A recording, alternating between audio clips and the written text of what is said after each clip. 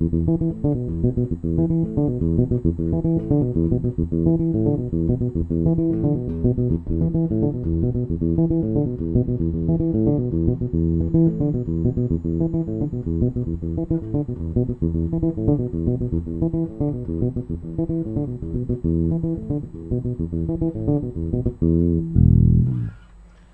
guys, how's it going? Muthurajah here, back with a new video lesson for y'all. Today I want to break down that bass line you just heard. It's a classic bass line I first heard, I believe, on River People by Weather Report. It's a Jaco composition. Needless to say, it's a Jaco bass line. Now the line itself has two weird things about it. Harmonically, it doesn't say much, it's ambiguous, so you can use it over a minor 7, a major, not major 7, but a major, like a dominant 7, sharp 9. It has that in and out, very blues-ish kind of tonality, you know, not major nor minor.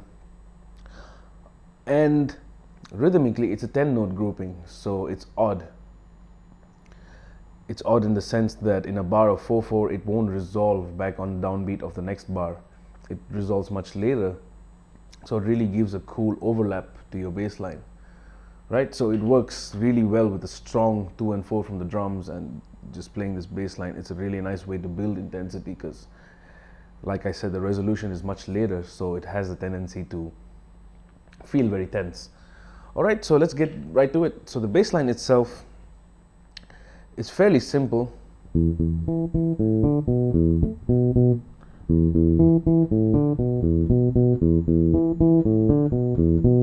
Right, so it starts with 2 E's here and 2 E's on the top, and then does this quartal thing, A, D, B, E. So do, ba, and 2 B's to wrap it up.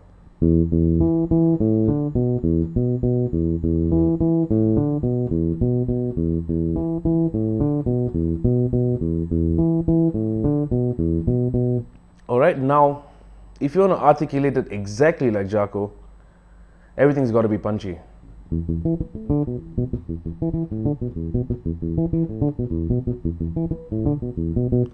But the only thing is he's able to do that at any speed. So that is probably one thing you should do. Practice this bass line at every tempo possible.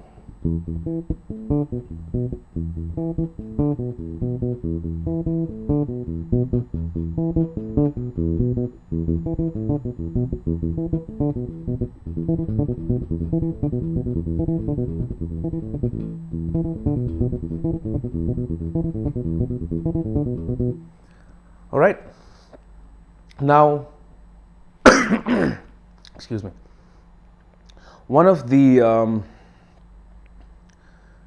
variations he does is, instead of playing 2 doubles on the low E, he does just a long E. So instead of 2 16ths, he does 1/8.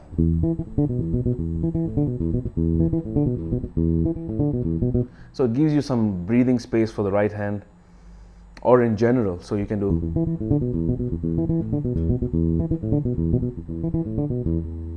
Right? Now you can vary that low sustained E for whatever length you want.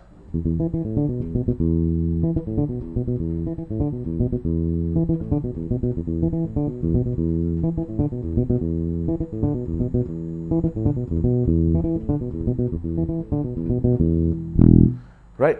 But the important thing is not to get lost, because it's very easy to get lost in this kind of bass line. All right, so now I just want to give you a simple exercise to help you develop similar kind of bass lines.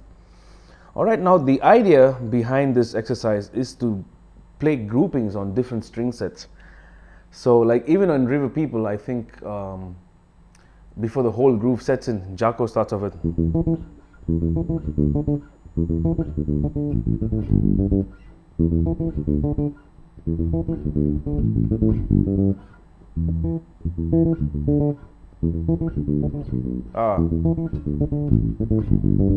Right, so he's doing these double octaves.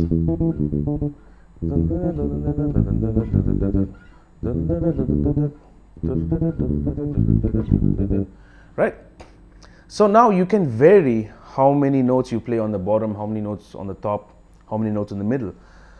So let's say I have a bass line like do, do, da, do, da, da, da, da, do, da, da, da, da, da, as a skeletal form.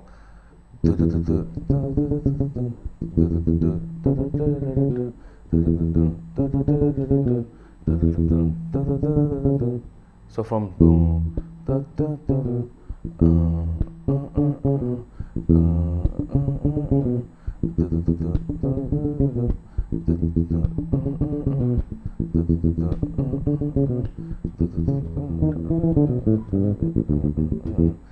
now this, I personally feel, comes from a heavy influence of Motown.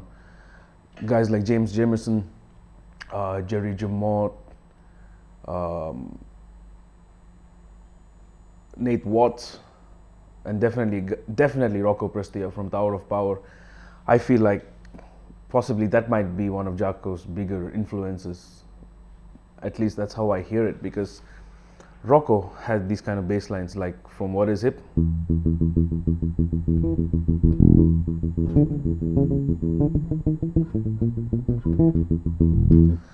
Right, so similarly, you can do different kinds of groupings. Like one Jaco does is, it's a 16-note phrase. He plays 3 low notes and 1 high note.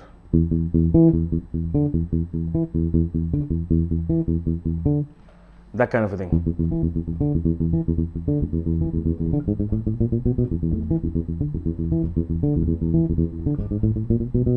Now off the speed it sounds great.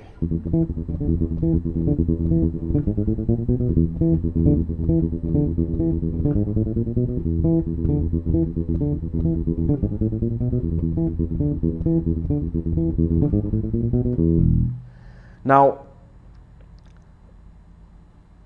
I've heard Hadrian Furrow do a version where he does 5-note grouping. So he plays 4 on the low and he plays the 5th on the top. 1, 2, 3, 4, 5. 1, 2, 3, 4, 5. 1, 2, 3, 4, 5. Ah. 1, 2, 3, 4, 5. 1, 2, 3, 4, 5. 1, 2, 3, 4,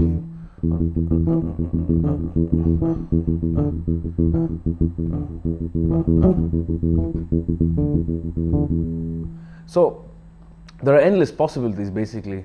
Obviously I don't have all of them down because I have a few select go-to groupings and phrasings that I use.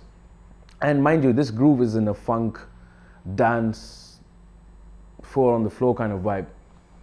So you want to keep it musical as much as possible. But Jaco, however, could play so much and get away with everything because everything was so in the pocket.